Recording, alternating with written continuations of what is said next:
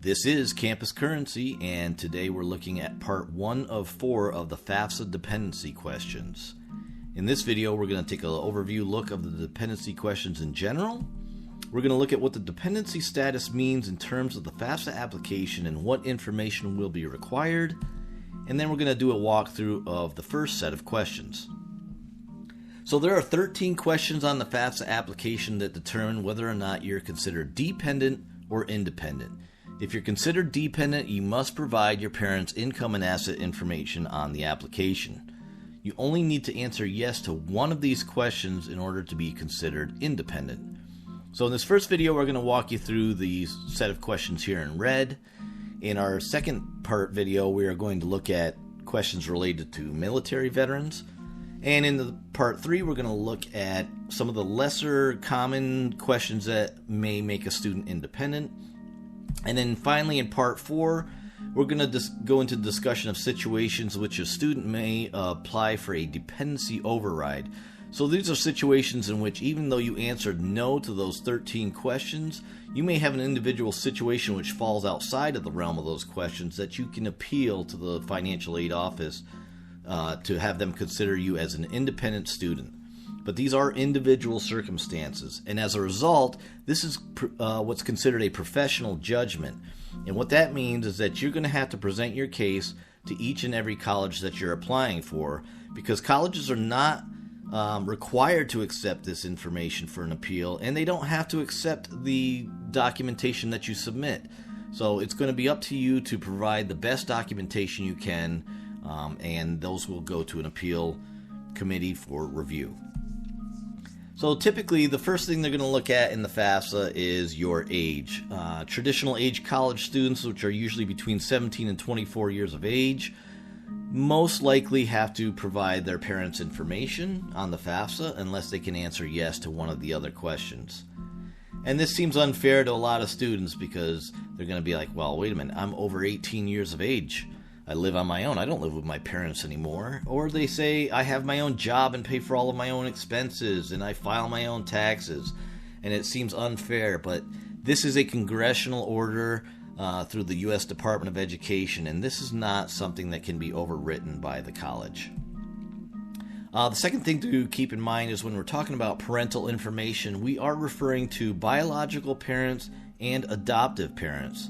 If you are in legal guardianship or you live with foster parents, you do not have to provide parent information. You're already considered an independent student. And when we talk about legal guardians, we are not talking about biological parents. We are talking about others that have gained legal guardianship through a court of law over you. So in the student information on the FAFSA, this is what it looks like. When you enter your date of birth, that's automatically going to answer the question on the FAFSA for the first one for dependency status, for age. And then the second question is going to be, for students, what is your marital status as of today? So, if you are single, divorced, or widowed, you're going to answer no to this question. You can only answer yes if you're married or if you're separated. And if you're separated, a lot of times, if you're under the age of 24, the school's most likely going to follow up with you. It doesn't have to be a legal separation.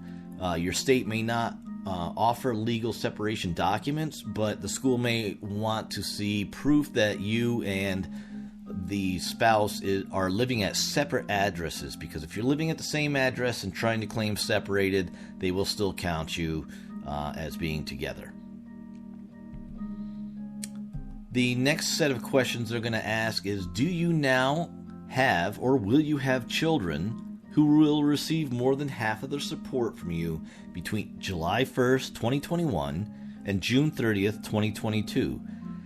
And when we're talking about children, we want to discuss the fact that if you have a child and you are under the age of 24 and so far you're still considered dependent, if you're providing support for that child on your own, such as where they live, their rent, clothing, food, and everything like that, then you can answer yes to this question. But if you're under 24 and you haven't been able to answer yes to any of the other dependency questions, and if you do live with your parents, you, the student, live with your parents with your child, and your parents are taking care of your child and providing all of their support, then you can't answer yes to this question, even though you do have a child, because you are not providing more than half of their support. Now, if you are pregnant and are anticipating a baby anytime within this academic year between July 1st and June 30th, and you will be providing more than half of the support for that baby, then you can actually enter that child as, you can answer yes to this question and enter the child as being in your household, even though you haven't yet had the baby. And then the other question they will ask is, do you have dependents other than children or spouse who live with you, who receive more than half of your support from now until June 30th of 2022? So in this case, we're looking at situations where, because we're talking about non-traditional students as well that fill out this application, so there can be students filling out the FAFSA that are in their 30s or 40s, but they're talking about other family members, possibly grandparents, maybe cousins. Maybe you have a sibling or a parent that you're taking care of that has a disability and you're providing more than half of their support. So you can use that, but you cannot enter support for people such as a friend or a cousin that just happens to sleep over a couple nights a week, and you certainly can't put in your animals or pets, as many people have tried to do in the past.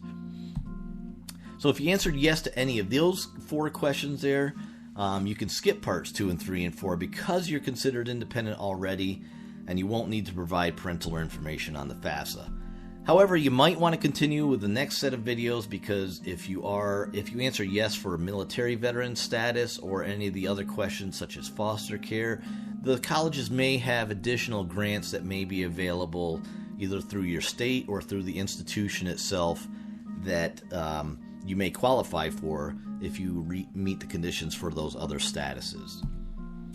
So coming up in part 2, we're going to look at the second set of dependency questions related to military veterans. If you found this video useful, please hit like and subscribe. And we'll see you in our next video. Thank you.